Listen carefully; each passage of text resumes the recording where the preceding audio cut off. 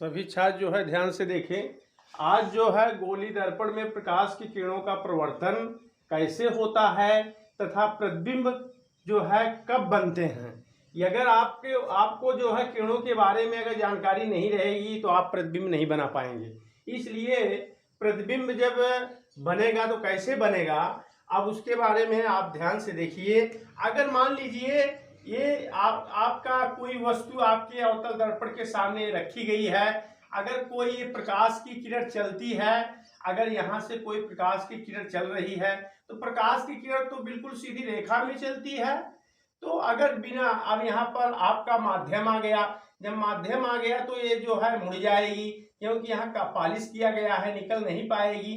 तो जब मुड़ेगी तो ये जो है आपको मुड़ने के बाद इधर नहीं मुड़ जाएगी, ये अक्ष की ओर ही मुड़ेगी, लेकिन हमेशा एफ बिंदु से होकर जाएगी। मुड़ने के बाद जो है एफ बिंदु ये है तो यहीं से होकर जाएगी, ये सीधा निकल जाएगी बिल्कुल। अब उसके बाद जो है ये आपका, और उसके बाद इसमें क्या है, इसमें जब ये वस्तु है अगर इसमें कोई प्रकाश की किरण जाती है, ये आपका उत्तल है। अगर इसमें मुड़ेगी तो इधर अक्ष की ओर कभी नहीं मुड़ेगी, ये जब मुड़ेगी अक्ष से दूर मुड़ेगी। इधर क्या होता है, अक्ष की ओर मुड़ता है, इधर अक्ष से दूर मुड़ती है, और यहाँ पर यह बिंदु से आती प्रतीत होती है, लेकिन आती नहीं है, तो यहाँ से रही है, लेकिन ये यहाँ से प्रतीत होगा कि यह बिंदु से आ रही है। तो ये जो है अक्ष की ओर मुड़ती है, एफ बिंदु से होकर जाती है, इसमें एफ से आती प्रतीत होती है। और दूसरी किरण जो है जब यहाँ से निकलेगी आपको एफ बिंदु से होकर जाएगी, तो ये जब यहाँ टकराएगी, जब यहाँ टकराएगी तो ये आपका जो प्रतिबिंब जो आपका मुड़ेगा ये अक्ष के समांतर हो जाएगी। अक्ष क्या है, अक्ष आपका ये है, ये अच्छा है, इसके समांतर हो जाएगी, इस तरह से हो जाएगी ये। अब उसके बाद जो है तो जब ये हो जाएगी तो अब उसके बाद जो है यहाँ पर ये दूरियां, माने यहाँ से ये दूरी, यहाँ से ये दूरी, हर जगह इसकी दूरी बराबर होगी, इसी को समांतर कहा जाता है, अक्ष के समांतर। अब उसके बाद जो तीसरी किरण आएगी, जो तीसरी किरण आएगी सी से होकर जाएगी। आपको ध्यान देना है, यहाँ पर थोड़ा जो है ये ऐसा बनेगा, ताकि थोड़ा बड़ा कर दीजिए, क्योंकि ये जब आएगी तो ये भी यहीं पर कटान लेगी। और उसके बाद तीसरी जो किरण निकलेगी तो तीसरी किरण भी जो निकलेगी तो थोड़ा इधर बना दीजिए। अब उसके बाद इस तरह से कर दीजिए ताकि ये तीनों एक बिंदु पर आ जाएं।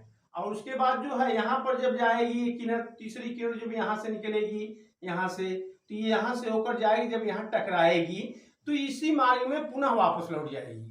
तो जब लौट जाएगी तो प्रतिबिंब तीनों का यही है, डैश यहाँ बनेगा। और उसके बाद अगर यहाँ दूसरी किरण निकल कर सी से होकर जा रही है तो उसी मार्ग में वापस लौट जाएगी, और यहाँ का कटान बिंदु बनेगा, प्रतिबिंब यहाँ बनता, और इसका जो प्रतिबिंब है यहाँ बनेगा, इसका प्रतिबिंब यहाँ बनेगा, इमेज आपका यहाँ बनता है, इसी को प्रतिबिंब कहते हैं। ये आपका उत्तल दर्पण में है, ये आपका अवतल में है, ये अवतल में है, प्रतिबिंब यही बनेगा, इसको हम इमेज कहते हैं। तो इस तरह से अगर ये जो है आपको अगर जानकारी नहीं रहेगी तो आप अच्छे ढंग से प्रतिबिंब नहीं बना सकते हैं। कि आप उसके बाद जो है इसका रूल देख लीजिए, नियम रूल 1 है, जब प्रकाश की किरण, जब प्रकाश की किरण किसी गोली दर्पण पर, किसी गोली दर्पण पर पड़ती है तो वह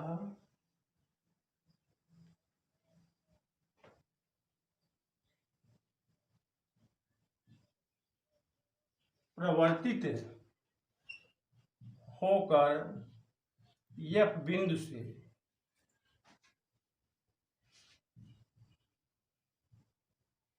प्रवर्तित होकर अक्ष की ओर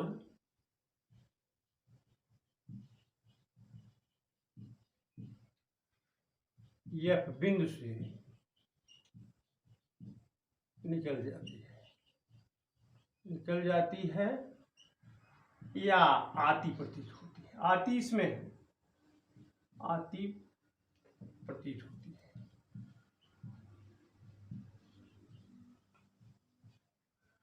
दूसरा रूल है, जब प्रकाश किरण एफ से होकर जाती है, जब प्रकाश की किरण एफ बिंदु से होकर जाती है तो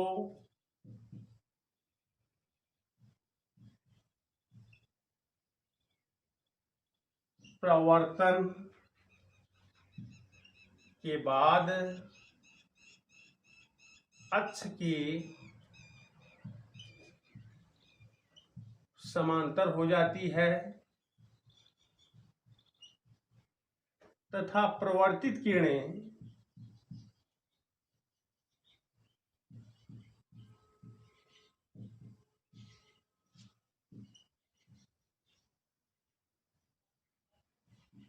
ए डैश पर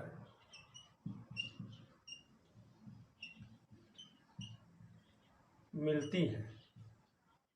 यहीं ए डैश पर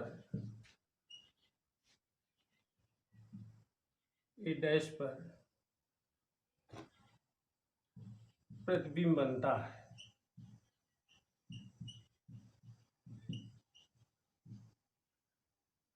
रूल 3 है, जब प्रकाश की किरण सी बिंदु से होकर जाती है, सी बिंदु ये है और ये है, अगर सी बिंदु से होकर जाती है तो प्रवर्तन के पश्चात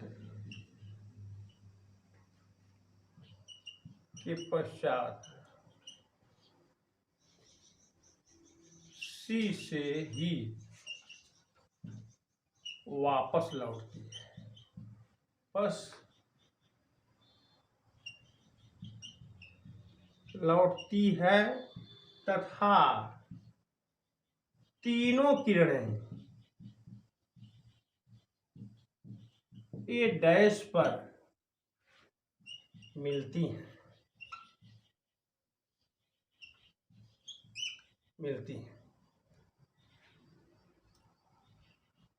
चौथा है रूल, प्रतिबिंब बनाने के लिए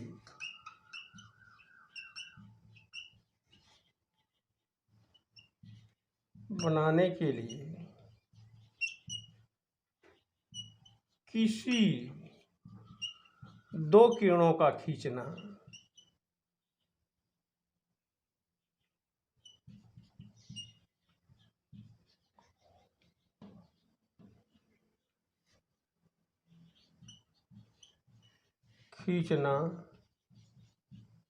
अनिवार्य